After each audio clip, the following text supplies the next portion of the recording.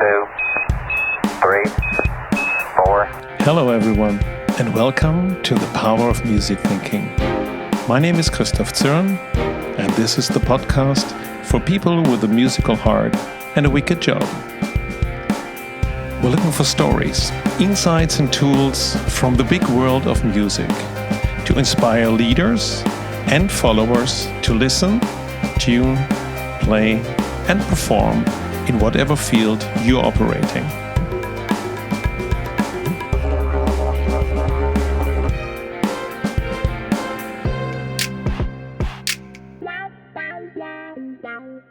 What has political journalism to do with music? Well, quite a lot, it seems. My guest today is Matt Lewis from West Virginia, a political columnist for the Daily Beast, former CNN contributor, TV commentator for MSNBC's morning show, a podcaster on Matt Lewis and the News, pun intended, and a musician.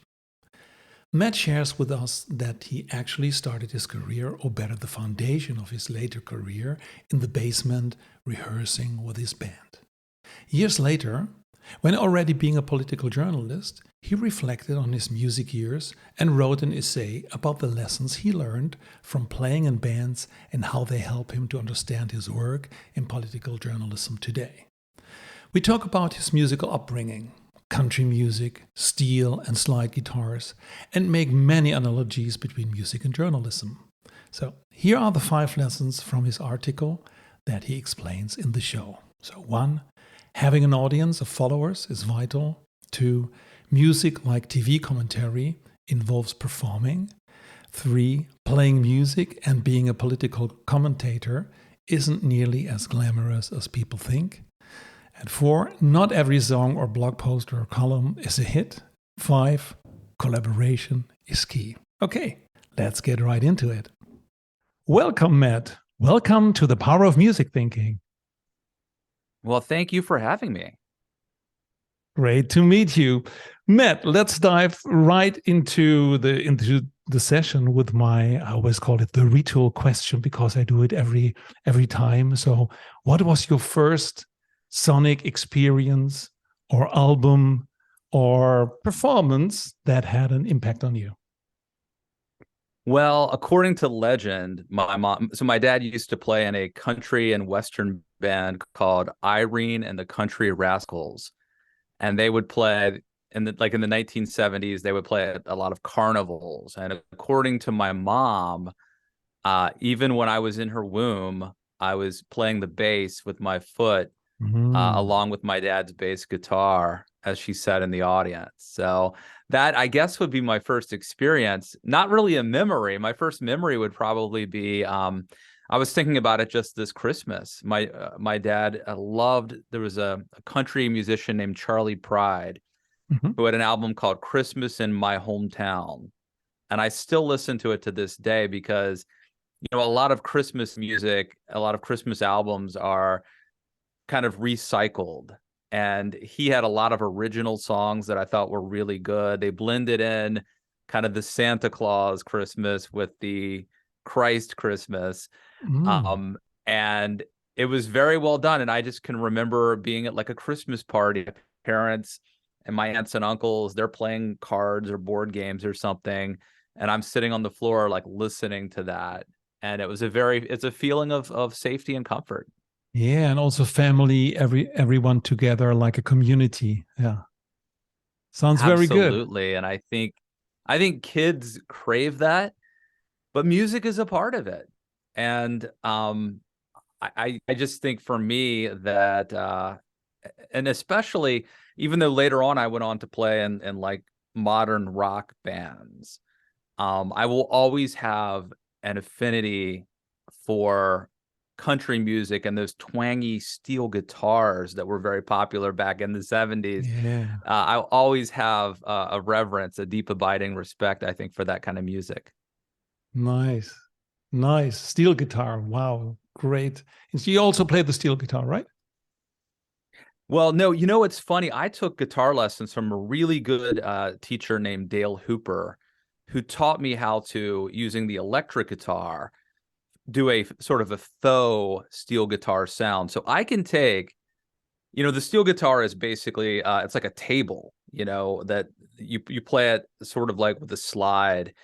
But I can come close to making those sounds with a regular guitar. And so if you don't have a steel guitar player, you just have a lead guitar player. If he knows what he's doing, he can simulate those sounds, and that's what I have learned to do. And I used to play in a band called the Backyard Apples, and several of our songs I would incorporate that sound in our music. Yeah, it's nice, and it's a nice glissando. So it's always the in between. So it's in tune, out of tune, playing with these two moments. And it's so, and I think it's probably came from Hawaiian music at some point. It came to America. I'm guessing. I'm not an expert on it, but I think it comes from Hawaiian music. But that sound ended up becoming like so iconic and so tied to country music, especially I would say in the 1970s. And it will, if you hear it, it will, for me at least, it takes you back to a time and place.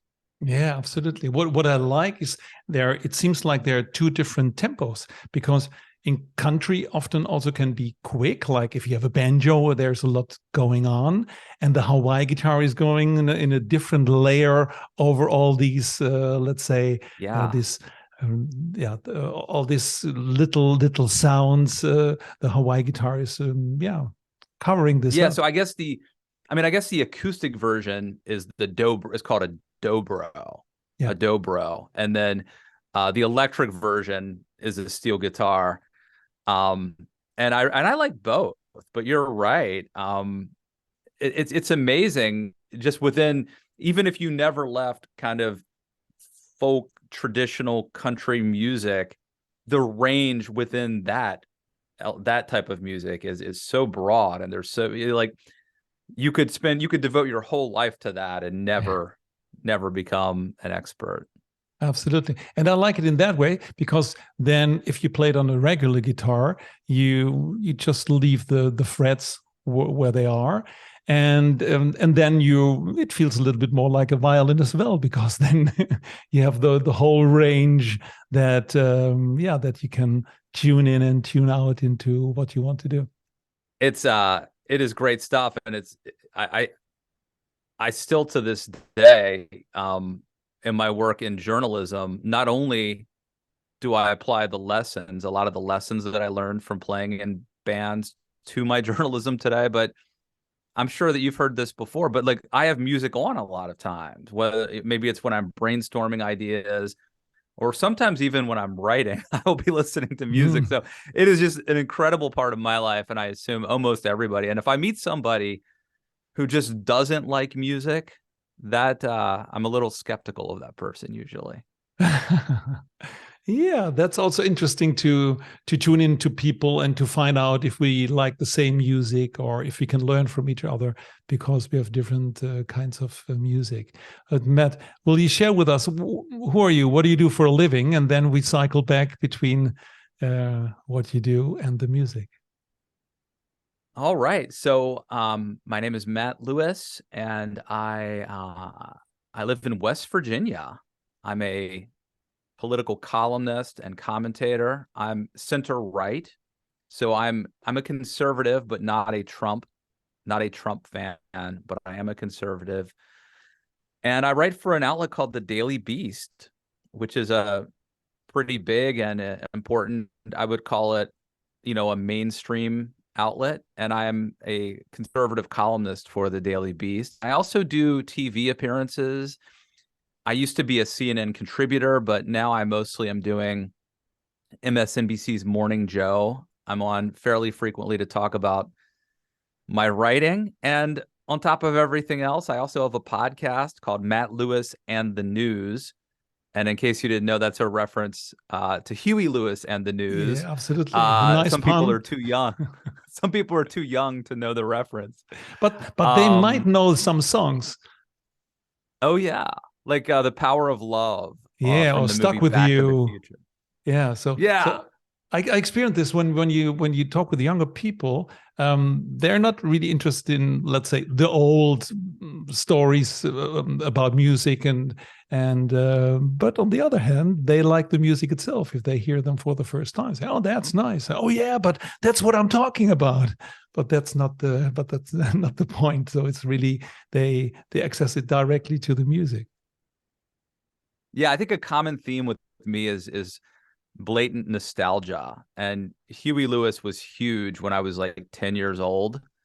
And so not only is it, I think, empirically really good music, but it's my music, you know. And so the heart of rock and roll and it's hip to be square and Yeah, stuck that's with you one. and all those songs. And if you've ever seen the movie American Psycho, there's also, that's the other pop culture reference, I think, to Huey Lewis in the News. More disturbing than Back to the Future, but nevertheless important. Yeah, absolutely. I think it was big in the 80s, isn't it?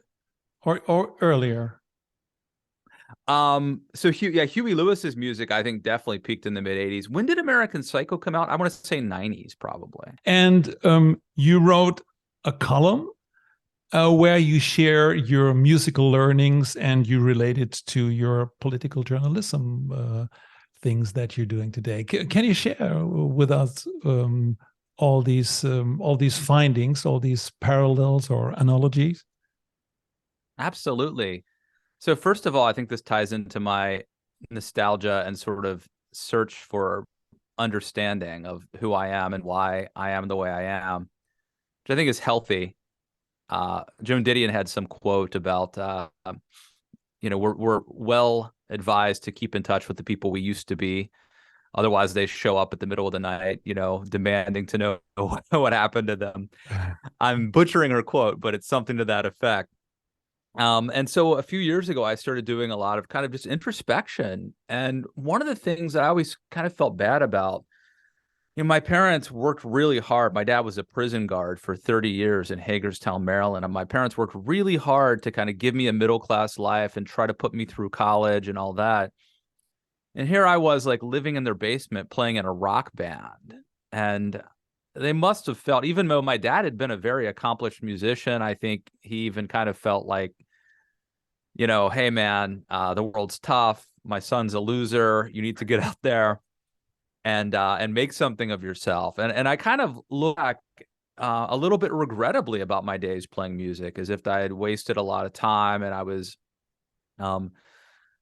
maybe I would have been better off if I'd like applying myself in journalism classes or in politics. And then it hit me. I had this epiphany where it occurred to me that actually playing in rock bands was an amazing training ground for everything I do today, and that I learned a ton of lessons. And so I wrote a blog post. I used to work at a place called the Daily Caller. And if you're familiar with Tucker Carlson, who's very famous now, he's got his own Fox News show. Absolutely. He was my boss. And so I'm at the Daily. Wow. Yeah, I'm at the Daily Beast now, but I wrote this at the Daily Caller. And so I'll give you an example of a few of the things that I wrote about that I learned. The first thing is that having an audience of followers really matters. And so, like, when I first started playing in a band, I assumed the key was to like hone your craft and become a really good musician and sound great. And then you would record like a demo tape or a demo CD, and that would get you booked at a bar or a club. And then people would hear how great your music was, and word would spread, and you'd become famous and you'd be on MTV. And later I learned that actually isn't how it works. The key was, first of all, when you go to a bar, you don't say, listen to our demo tape, hear how good we sound. What you say is, we have a mailing list of 500 people, and if you book us Friday night, we'll bring 100 people to drink Bud Lights and, gin and tonics. We'll sell a lot of drinks for you, and we'll pack the bar. And so what I learned is that if you want to make it in music, you have to be very good at public relations and building lists and followers and a fan base. And guess what? That's very similar to journalism nowadays. So that was lesson one. Lesson two. But maybe one question. That what's the order here? So first to be a musician, and then you have a list of all your audience, or first you try to find out how public relations work, and then you start as a musician. Is there any order? Which comes first? In terms of what I did or what you should do? However you want to answer that question. So the way I did it was I tried to become good at music first. And then I realized there was nobody in the crowd. There were no, like, no matter how good we sounded, there was no fans and we couldn't get booked. And so I don't think it's necessarily in terms of the order you do it, but I think in terms of the priority. What I learned is that you have to put a lot higher priority on building a fan base. And that unfortunately, when it comes to being successful, the quality of your music was not as important as the fan base and your ability to mobilize and turn out. And so this is before the internet, but having things like an email newsletter nowadays would be the modern equivalent. We had a postcard that we would send out, and I would work the phones. I would pick up the phone and call 100 friends and be like, "Hey, are you coming out tonight? Are you going to come out and see us tonight?"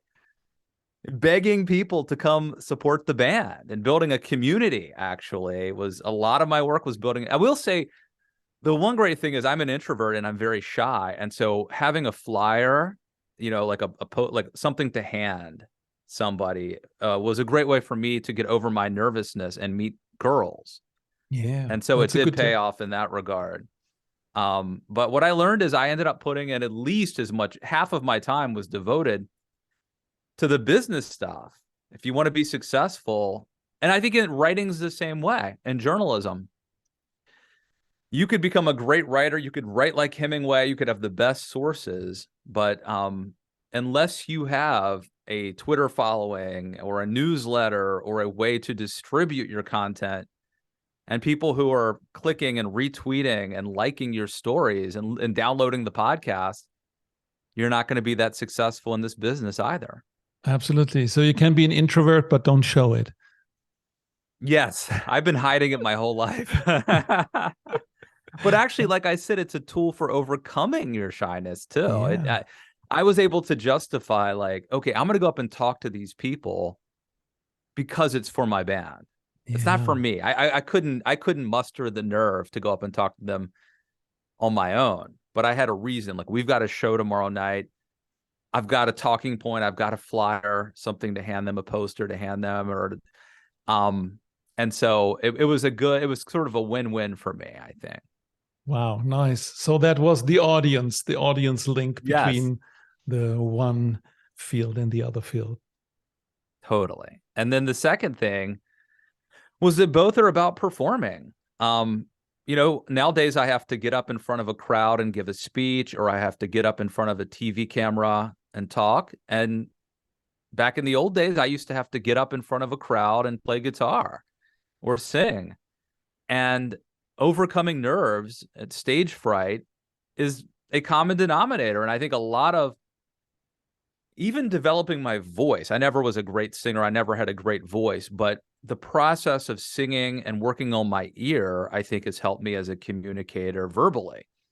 But mostly it was just overcoming stage fright and knowing how to rise to the occasion. And the practice I got was playing at bars for people who didn't want to be there, didn't want to hear me, and then overcoming bad things that happen. You might be in the middle of a performance and a fight breaks out, or a fire alarm goes off, or they've still got the house music playing while you're trying to perform your music. All of these things could happen if you're giving a speech or if you're on TV as well. And so that really, I think, benefited me and continues to. It's a great training, and the more training, the better your performance. Another thing I learned was that it's not as glamorous as you think, Like, we might look at rock bands like Led Zeppelin or The Who and think, or the Beatles. The Beatles are a classic example. Girls screaming, when the Beatles perform or show up in America. In real life, playing in a band for me involved, showing up at like 3:00 in the afternoon. We didn't have roadies, so we had to like load equipment into this beat up van. And because it was a beat up van, then one of us had to like put his foot on the brakes while the other one had to climb under the van, risking life and limb to basically put it in first gear, risking being run over. Then we would arrive at the bar, let's say at 5 p.m. and start unloading. Nobody knows that you're even coming, that you're even supposed to be there. The doors might be locked. Then you play a few, you might play all night. You take a few breaks. As soon as it's over, you can't even sit and talk to people, even if they loved you, even if you have these now fans who want to hang with you. You're like, okay, well, we're going to have a party afterwards, but just wait 45 minutes while I carry all this heavy, load the drums back into the van. Now it's 2 a.m. Everyone else they're having fun. It's not as glamorous as it looks. And I would say actually political journalism is more glamorous than playing in a rock band, believe it or not. And maybe, look, if you're the Beatles, that's a different story. But at my level, there was a lot less carrying heavy equipment. But still in all, it's a job and it's a gig and it's hard work. And you may think you might watch All the President's Men or think you're going to be Woodward and Bernstein or something. In real life, there's a lot of thankless hard work before you get your Pulitzer Prize. But you're on your way to the Pulitzer Prize in that way. And you're prepared very well, so to hear. Well, the good thing about journalism is, like music, there's a chance at stardom and a chance at fame, and you do have applause to keep you going. There are fans and applause to keep you going. But unlike music, unlike the rock business, they usually pay you. I mean, if you're a freelance writer, they may not pay you. But I forgot to mention the part about the end of the night when you've played music for hours, when you have to try to get paid by the bar owner who suddenly disappears or wants to charge you for the beer you drank instead of paying you. Yeah. So because I'm an employee and not a freelance writer, I tend to get paid. And so I think that the journalism business is actually more fun and more monetarily rewarding. You can actually have a life. You can still have a family. And so that's one point for the journalism business. Another thing I learned is, just like not every song is going to be a hit, not every column or blog post is going to be a hit, and getting used to things like rejection and failure, and just keep on moving, continue to progress and get better. You can't have these delusions of grandeur that everything's going to be a hit. There are many times that I write a column, something that I think is decent, and it doesn't go anywhere. It doesn't. I don't get invited on TV to talk about it. And so that was something else I got used to, was the demoralizing effect of people not caring. I learned that playing music, and it has helped me in journalism. And then the last thing that I learned that I'll talk about is the importance of collaboration. And when you're in a rock band, you're basically married to 4 or 5 dudes usually. And even if you write the song and your name is on it, someone laid down the bass line, probably someone came up with the title. It's a collaboration. And that was one of the most fun things I had, was writing songs and with these other friends of mine, and working together and crafting something beautiful. Like, hey, let's come in with the harmonica here, or that part I loved. And I have that with my writing. Even a book, I'm writing a book now, and I had a book that came out in 2016 called Too Dumb to Fail. And even though it's my name, I have the byline, I had so many people who were involved, editors, people who just helped give me ideas that I quoted in the book or cited in the book, or people that brainstormed with me. It is a collaborative process, and I really love that. So I have to say, I don't think it was wasted time. I don't think I was just a loser in my parents' basement. I think I was honing a craft that eventually paid off in the world of writing. So actually, the learning here is really to support your kids when they're in the basement, because there will come something out of it, and maybe they will not be a big star, but they will understand what it means to be a star, or it means not to being a star. So I think that's a very, very big learning. Also, that not every song is a hit. When you just made the comparison with the a text you wrote where you think, oh, that's a good one. Now let's get it out, and you just wait so that everybody's coming to you and saying, hey, can I book you for an interview? And it doesn't happen. So is there also a little bit in self-reflection, or because you always have the question, is it me or is it the others? Am I the great artist and the others don't like that kind of music? Or is it the other way around? Oh, I have thought much too much about it and I think I'm good, but actually I don't. What do you think? Yeah, well, I think I've always believed that there should be some combination of integrity with sales. So I would not want to just churn out a column to get clicks or a book just to sell books. At the same time, I do want to sell books and I do want people to read my columns. And the same thing was true with music.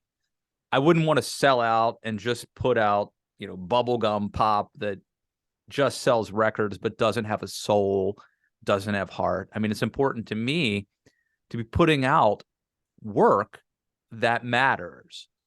And so, but for me, it should sell. The free market also decides. And I know there have been brilliant people who were not appreciated during their day, during their time, and were only later appreciated. I don't deign to believe that I'm one of them. That I think that's a very you either have to be legitimately brilliant or a complete narcissist to think that people just don't get it. Everyone just doesn't get it, right? I assume if it's not good, if it doesn't sell eventually, that it was my fault. And so, and I think there is a sweet spot where you can combine work that is smart and meaningful, but also has an audience. And so I strive for that middle ground where I can have my cake and eat it too. But I think there is a time where people might say, look, this isn't for me. And that's what happened with me in music. I still love music. I still play. My kids right now, I have one son who plays piano and is getting pretty good, and another who just started taking drum lessons. And I think he just looks like a drummer. He's just body language for what that's worth.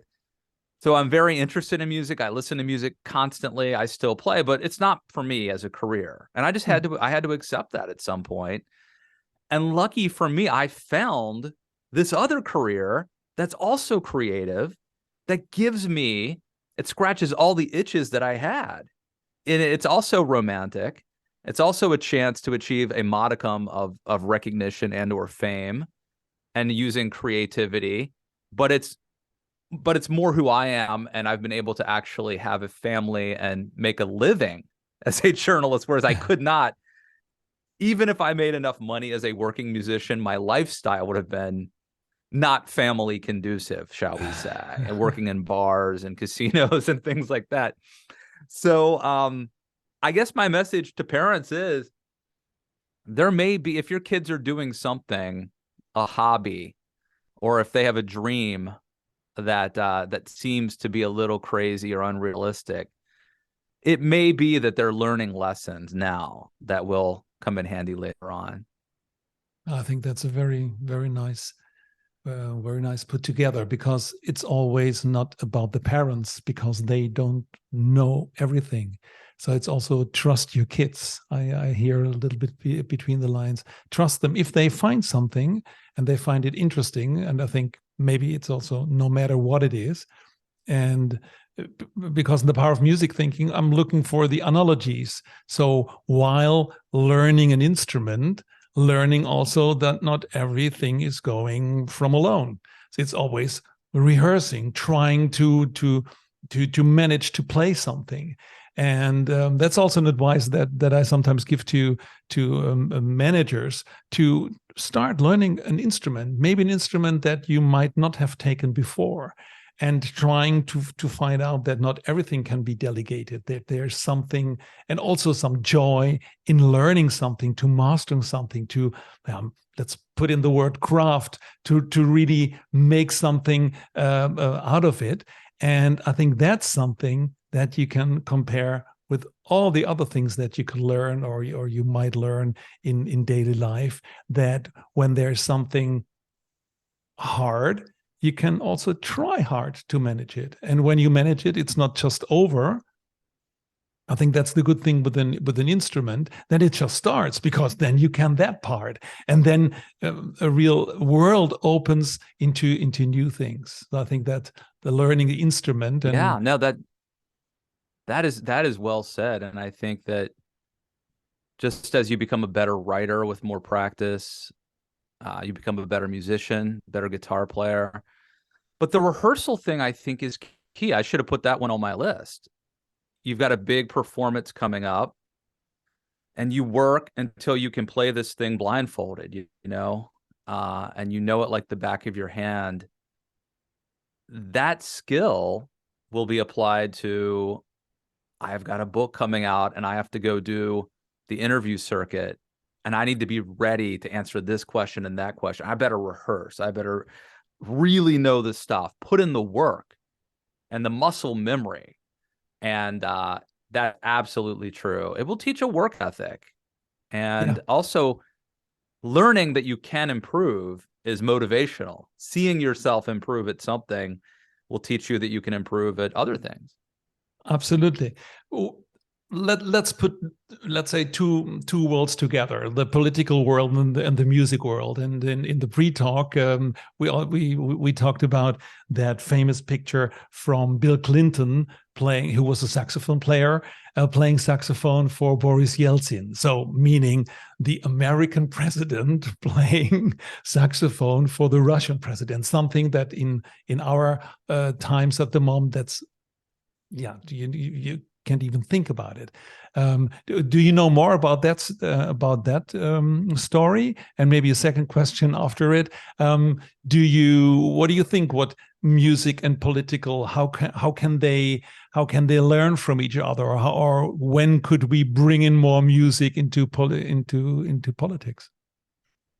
I mean, for me, the more famous saxophone moment was Bill Clinton playing saxophone on the Arsenio Hall show in 1992. He's running for president, and he comes out playing a saxophone. He's wearing like these sunglasses, looking cool, and I think that really helped him connect with young people at the time. So it was a political tool in a sense to signal that he was cool. But in terms of kind of performing with another political leader, I think that just as we have dinner with someone to bond and connect with them, or you might have a drink with someone, and there's just this innate, if you're having it with someone, everybody talks about like the beer test. We vote for the president you'd want to have a beer with. I'd rather have a beer with George Bush than Al Gore or whatever. I think that playing music is probably even more intimate. I mean, if you are jamming with someone and you're picking up instruments and performing together, that is an even more intimate experience. And so if you can play music with someone and enjoy music with someone, then I think that's bound to unite you with that person to a certain degree. And building relationships are key to everything, including diplomacy. Absolutely, I like that very much. And even if we get further in the world, it's not only Western musical instruments, but for also instruments that you think, okay, but how do we play? How do we tune? If the Indians have 22 shrutis in one octave and we only have 12, hang on, what do we miss? And this would be interesting to tune in, to tune together, and make something out of it, and maybe also first rehearse and don't do it on stage. Yes, only the two or three together without any advisors, just showing that there is the will to have some resonance with each other, and then the words come in later to make sense for all the other complicated things we hear daily, every day on TV. I'm sure that another thought I have is, I'm sure that there are people who are great musicians who are let's say, fascists.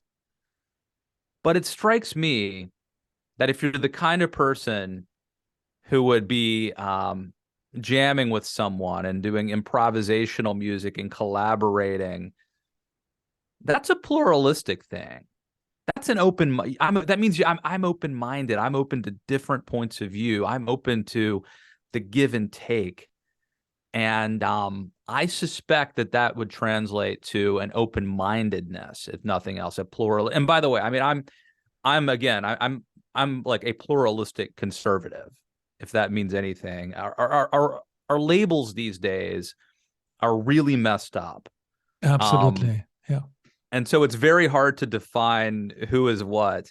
The old rules, for one thing, are out the window. But even though I am someone who is on the center right of American politics, I am, like a lot of other people who are where I am, I want to live in a pluralistic society that embraces like liberal values, for example. And it just strikes me that that's very consistent with what you would have with someone who was jamming with someone else, the give and take that comes from playing music with someone and maybe collaborating with them.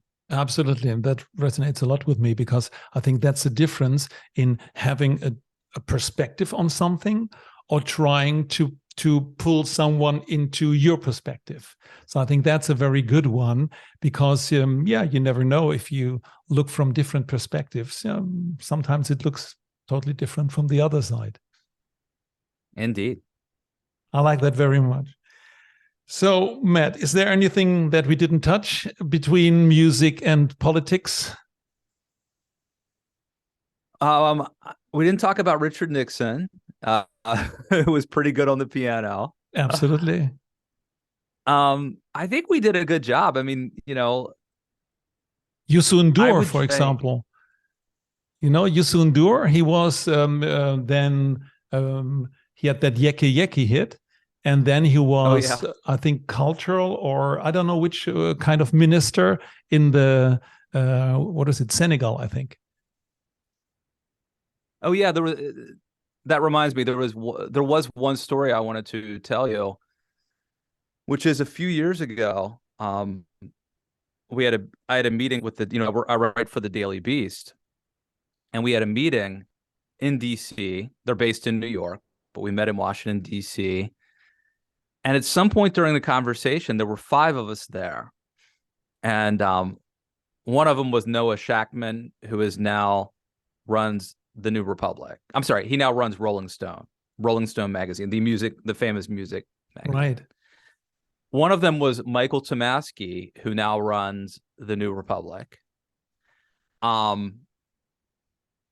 I was there, so there were like 5 of us, and of the 5 of us, one of them was John Avlon, who is now at CNN. Of the 5 of us, 4 of the 5 had been very serious musicians, and I'm saying, like, that was our profession. Like, I played, for example, at the Philadelphia Music Conference, which is now defunct, but that was kind of a big deal back in the 90s. That's kind of one of my, on my music resume. John Avlon, I think, had fronted like a punk band or something. And it just struck me as, I do not think it was a coincidence that of the 5 of us meeting, 4 of the 5 of us were not just dabblers or dilettantes, but like very serious musicians. And I suspect that it's a gateway into journalism, that there are a lot of people who begin with maybe delusions of grandeur of being famous musicians, who end up transitioning into journalism. And what I should do is I should have them on someday and ask them, like, did that experience help you with what you're doing now? I think I know the answer, but there's this whole thing about being a failed artist, but I think that there's something to it. Yeah, you can see it from that part, but it's a very nice story, because I think musicians are natural collaborators, And you can do this on different levels. So you can be an amateur musician, but very dedicated, or you can be a prof musician, but later you switch to something else. But I think you're a natural collaborator, and if this is a natural to you, it's always easy to make something together and to come to something. With words, we would say a consent, or sometimes even a compromise. And in the music world, we would say it's a special song. And I think that's the power of music. And if we put the analogy further, the power of music thinking to work with natural collaborators. Totally. I love collaboration. I love working with people, building something, creating something. And I have to say, back when I had my delusions of grandeur, when I wanted to kind of be a rock star, I wanted to be one sort of like Bono, who didn't just, like, I wanted to use that as a platform, the success from our music as a platform to say something important and deeper and even political sometimes, the way that Bono has used his platform, I think, for good. And I get to write about ideas all the time. I mean, I'm not suggesting that something I write dramatically changes the world, but maybe it nudges it a little bit every once in a while. And that's all you can ask for as a writer or as an artist, is to nudge the world, and I'm sure some people have more impact and influence than others, but it's just an honor. Like I said before, my dad was a prison guard for 30 years. So the fact that I get paid to write and to talk about politics, and that someone may listen to something that I said or wrote and it may change their thinking, that's a dream come true. That's beautiful. That's beautiful, Matt. Matt, thank you very much for all your insights and stories. And thank you. This was so much fun. I really appreciate you having me on. Thank you so much for listening. I really appreciate this, because listening is one of the top leadership skills, and I feel honored about this. It is my mission to find, create, and share inspirations for meaningful collaboration based on music analogies. If you want to support this, please subscribe to the podcast, give us a rating, or write a review on iTunes or Spotify. And more inspirations can be found on musicthinking.com. We have a blog, and you can download the Music Thinking Framework. And finally, I would love to hear your feedback. And if you need help with a business challenge, please reach out to me via email, podcast@musicthinking.com.